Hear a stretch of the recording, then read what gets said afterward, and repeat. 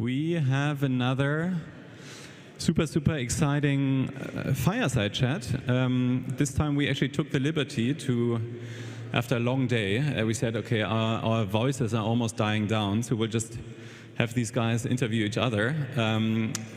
This is going to be about pretty much the future of mobility and how do you actually transform city mobility. And we have probably two of the best experts to talk about this. Thomas, founder of Vey, who's a portfolio company of visionaries, and actually I think one of my very first angel investments back in the day, when there was no, no visionaries yet. And then Lawrence, founder of Tier. And you guys all know Tier. I guess many of you came here with a Tier. They're all over the place. So I think you definitely have a word to say when it comes to mobility. And Thomas is actually working on something super exciting because, Thomas is really trying to redefine how cars are being driven. Because right now, we are still driving them like this. Thomas is working on a remote driving solution, but I don't want to give away too much. So big round of applause for you two. And one more thing, sorry, before I almost forgot. We will actually skip the break afterwards. So Mario Götze in conversation with Harry Stebbings will happen right after this. Have fun. Thank you. Thank you, Polly, for this very nice introduction. We're super excited to be here today to talk to you about the future mobility in cities. And I think we both share similar feelings and emotions about how big this problem is for us as a society. If you look at accidents that happen every day on our streets, if you look about all these cars polluting and taking away a lot of space in our cities, and then if you walk outside, the city is clogged by cars, right? And we will, like as Polly said, we actually use cars, but not the ones that are standing around. And this is what Lawrence and myself, I think, are really passionate about. How can we solve these big problems for us as a society? And how can we use technology and other means to actually solve that? So thanks for joining this discussion and chatting with us about what we can really do together to solve these big problems in transportation. My name is Thomas. I'm one of the three co-founders and the CEO of Vey. Vey, by the way, is how Germans pronounce way. So this way or this way, this is how this company got named after. And what we want to do is a different approach to autonomous driving by actually not doing autonomous driving, but remote controlling cars. Right? So you can envision a remote driver that we call a teledriver, who just as a driver in the car can steer a vehicle, sees the vehicle in front of him or herself on a display, has a driver, a steering wheel in front of him or her, and braking and pedal, and can drive a vehicle from hundreds of kilometers away. And that technology allows for various different things, including a complete new mobility service that we're very excited about to launch very soon, which is that you download the Vey app, whether you're in Berlin, Hamburg, Los Angeles, Paris, wherever you are, you click a button and an electric vehicle comes to you teledriven through one of our teledrivers.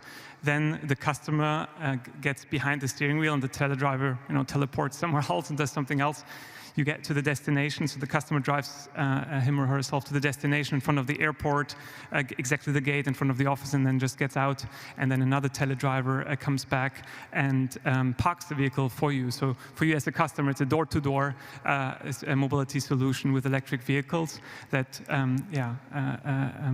is a big advantage over what we have today. But I'm happy to talk more about that with Lawrence on how we think that fits into the mobility mix that, in our opinion, or my opinion, I'm sure Lawrence, you'll speak to yours in a second, is so needed for our cities. So that's our background. We're about 160 people, headquartered here in Berlin, raised slightly over $100 million, and are on the verge of launching the first vehicles on European streets with no person inside, because that person is remotely.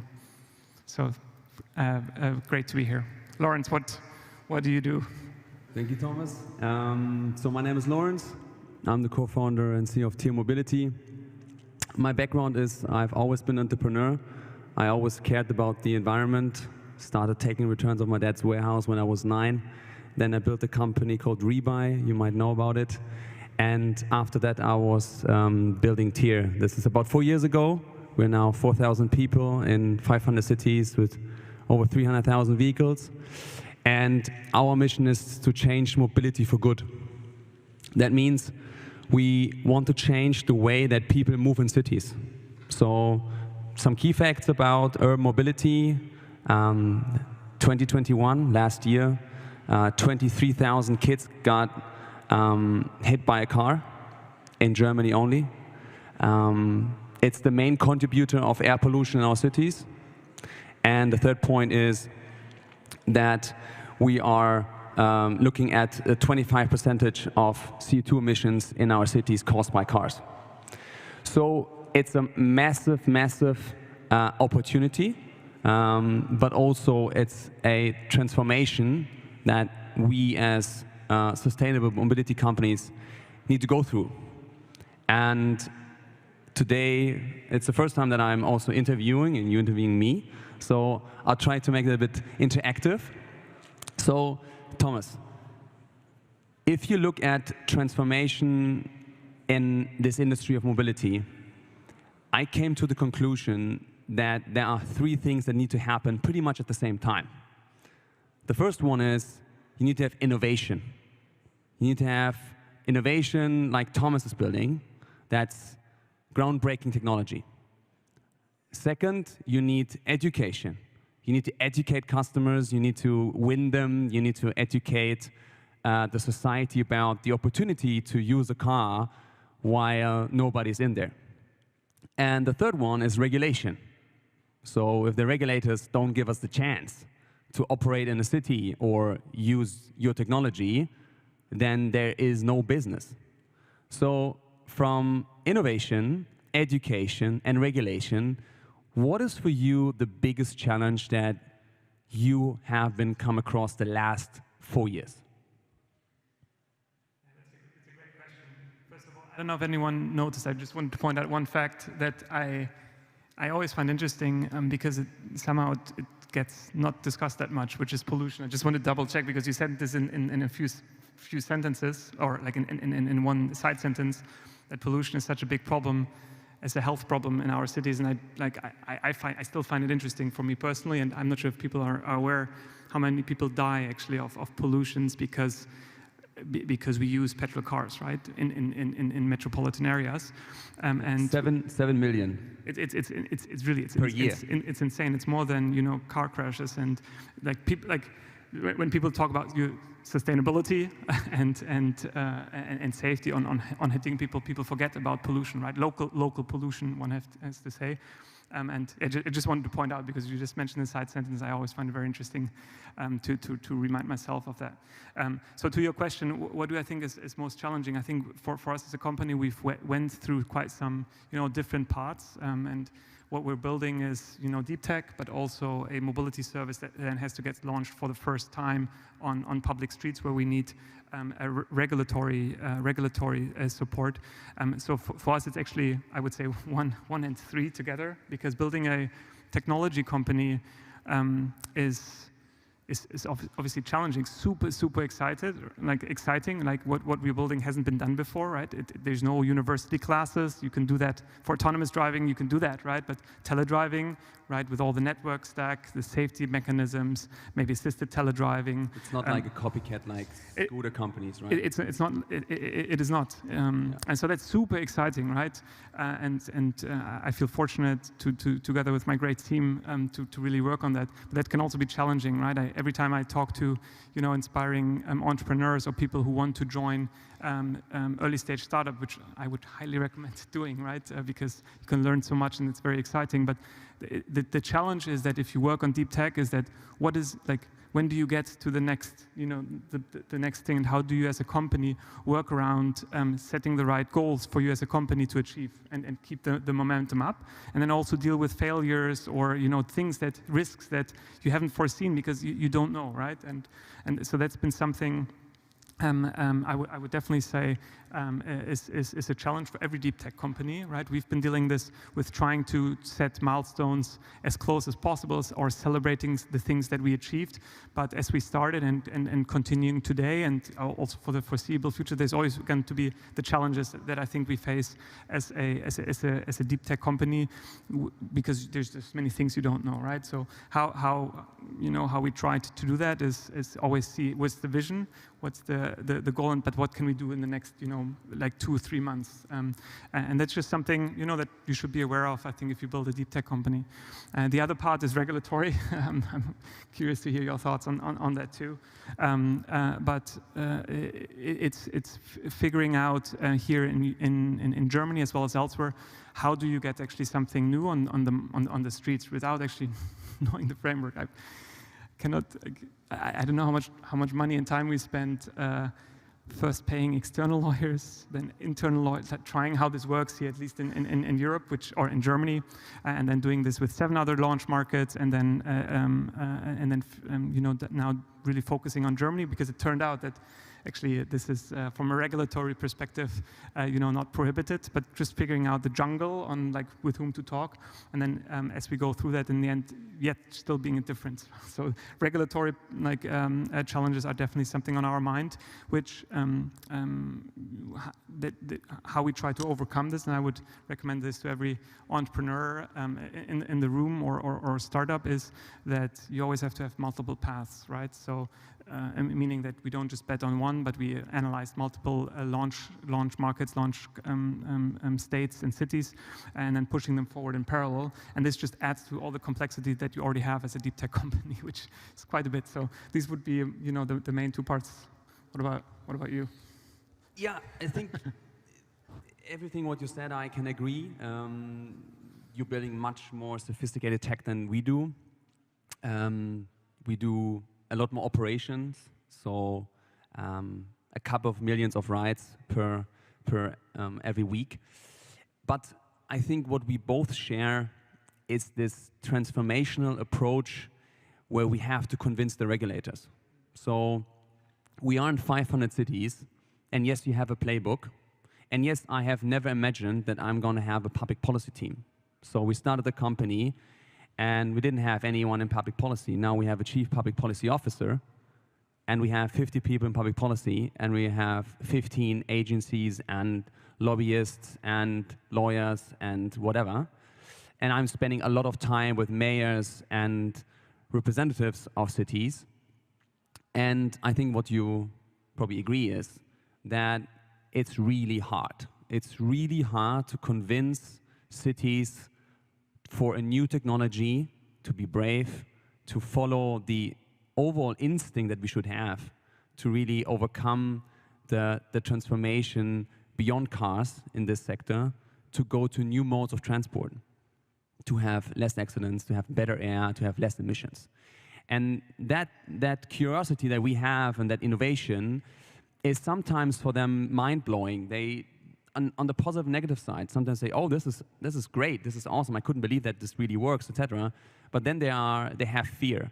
So it's really a challenge to build a company around regulators where you have to be very, very convincing, and you need to have a lot of patience. So I guess when you started the company, you thought, oh yeah, we're going to build this technology, and then maybe in a year's time, we have the first city, we're going to start, we do the second, and then you have this dream of all these vehicles across Europe. But it's still a challenge to get vehicles on the road right now that are operated by a teledriver. So if you look at this technology, it's awesome. So we need people who have really the guts to say, okay, I'm a city, let's say Hamburg, and there is risk. There's always risk in innovation, but I take the risk and I give this company the chance to operate in a certain area. And we are set up on the environment of governments and cities and councils that they are not sharing that innovation. They don't share that speed. They don't share that curiosity. So you need to find a language to speak to them that they understand what you're saying. And this takes a lot of patience because they move at a different speed. So the complexity and that's what I want to say in a nutshell. The complexity to operate in a regulated environment is a true challenge. And this is something that I think more and more companies are going to come across. So when you build a new company and you want to transform energy, you're going to transform heating, you're going to transform mobility, you're going to transform education. Every sector that needs to be transformed to a more sustainable world needs a lot of regulatory work and conviction. And that's, I think, we both underestimated. So the one thing that my investors and I agree is we thought that the regulators are smarter. They are more supportive. They give us more chance. So I hope that the pressure will increase. So what we do now is we actually also suing cities. So if the city lets us operate and then they change the rules that are completely insane, we sue the cities. We had 3 cases, we won 2 of them, 1 is pending. So I never thought about that I'm building a company, I'm suing a government. But if you want to transform an industry, you have to do it. You have to stand up and be bold and stick to the values and the goals of the company. And it's not about making money here, it's about transforming an industry. And we are both so mission-driven. I know Thomas for quite some time. We worked both on the first co-working in a very small one, then we moved together to the next one. I moved to the 3rd one. He might join me in the new co-working space. But it's so much mission-driven in our DNA, in the team and the people who join us. And we need to get that message. We're gonna need to infect the regulators with how much they can actually change for all of us, for the society, for our kids, etc. Yeah, maybe I can just jump in a little bit, because I think it's not so good to hear say that you have to sue cities, right? When I first heard this, it's a bit sad, right? Like, because what we are doing, right, and what we want to do is really improve how we move in cities, right? And right now you have big problems. You have massive problems, right? Cars are standing around, like we talked about the problems, right? And here you see a tier coming with solutions, right? And you want to go to an on-demand mobility. And by the way, why we think we're very complementary is in our offerings, right? Is that we believe, and I personally believe that moving to an on-demand mobility and not having your own car, right? Sunk cost you invested into, tens of thousands of euros, and then you just take it when you go from A to B. What we want to provide to people is that you choose every time you go, right? Whether it's raining, it's different from maybe if you have to go somewhere very fast. Hopefully you can walk, or if it's shorter distances, you take a bike or any other micromobility solution.